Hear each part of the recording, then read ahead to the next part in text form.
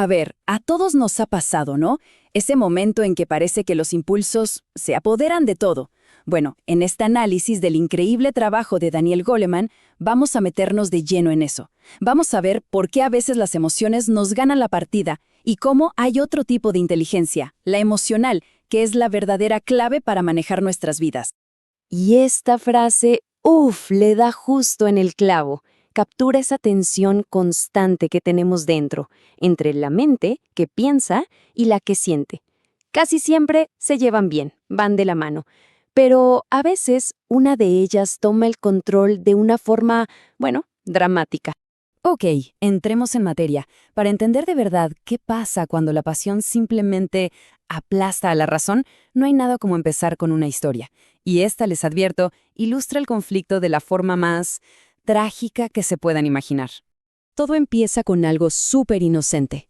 Estamos hablando de Matilda Crabtree, una chica que solo quería hacerles una broma a sus papás. Ya saben, una de esas sorpresas sencillas, de las que se hacen en cualquier familia. Así que ahí estaba ella, escondida, esperando en la oscuridad. Seguro se imaginaba el grito y luego las risas. El problema es que sus padres no tenían idea. Ellos pensaban que Matilda se quedaba a dormir en casa de una amiga. Y claro, cuando los padres llegan y escuchan un ruido, el miedo se dispara. El padre de Matilda sintió ese pánico, esa reacción casi primitiva de proteger a su familia, y actuó. Agarró su pistola y disparó. Todo pasó en un instante, antes de que su cerebro racional pudiera siquiera registrar lo que pasaba, antes de reconocer a su propia hija. El resultado fue una tragedia. Matilda murió 12 horas después. Esta historia tan terrible es un ejemplo extremo de lo que Daniel Goleman llama un secuestro emocional. Es justo ese momento, ese instante en que las emociones toman el control por completo y nos hacen actuar de formas que después simplemente no podemos ni explicar. Básicamente es una reacción instantánea, abrumadora. La información que recibimos por los sentidos, en lugar de ir a la parte pensante del cerebro, toma un atajo. Va directo al centro emocional, y este centro dispara una respuesta ¡pum!, antes de que la parte lógica, la neocorteza, tenga chance de decir, oye, para un poco, vamos a pensar esto bien. Pero ojo, no siempre se trata de situaciones de vida o muerte, para nada. Pensemos en algo mucho más común, como el caso de esta mujer que, en medio de una discusión tonta, agarra un regalo valiosísimo que le dio su novio y lo tira. La emoción del momento, el enojo, el dolor, la llevó a hacer algo de lo que se arrepintió pero muchísimo, en cuanto la razón volvió a conectarse. Y aquí podemos ver cómo funciona esto en el cerebro. Miren, normalmente lo que vemos o escuchamos va a la parte racional, para que lo analice. Pero cuando hay una emergencia o algo que percibimos como una emergencia, la amígdala, que es como el guardia de seguridad emocional del cerebro, toma un atajo, ¡zas! Activa la respuesta de pelear o huir antes de que nos dé tiempo de pensar. Por eso, a veces nuestras reacciones son tan explosivas, tan irracionales. Ok, entonces, si somos tan vulnerables a estos secuestros, ¿qué se puede hacer? ¿Hay alguna solución? Pues sí, y aquí es donde entra en juego algo importantísimo, una inteligencia totalmente diferente, la inteligencia emocional. Y esto no tiene que ver con cuántos libros se han leído o qué tan buenas calificaciones se sacaron. No, se trata de cómo nos manejamos a nosotros mismos y, claro, nuestras relaciones con los demás. Y esta comparación lo deja clarísimo.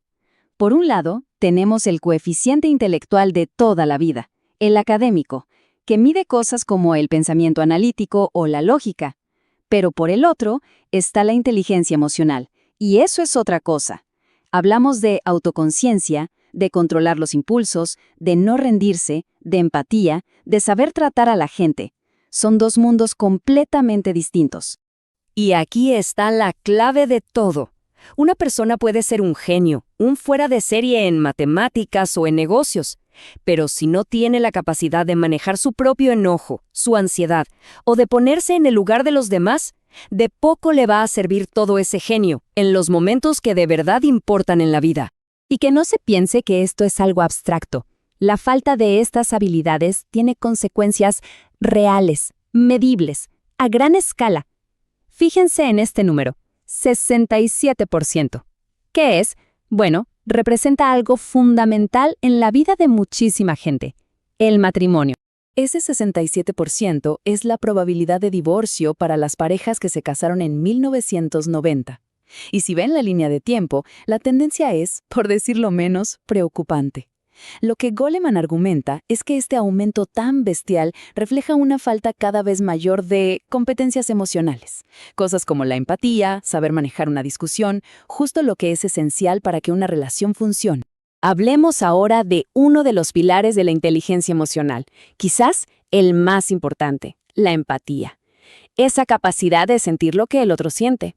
Y vamos a ver que es la base de todo, de nuestra conexión con otros y hasta de nuestra moral. De hecho, un investigador, Martin Hoffman, sostiene que la raíz de todo acto bueno, de ayudar a los demás, es la empatía. Es porque podemos sentir la angustia de alguien que sufre o que está en peligro, que nos movemos para ayudar. Esa es la chispa que enciende la moral. Y ojo, que empatía no es solo sentir lástima, no, es mucho más profundo. Es la capacidad de meterse en los zapatos del otro, de verdad.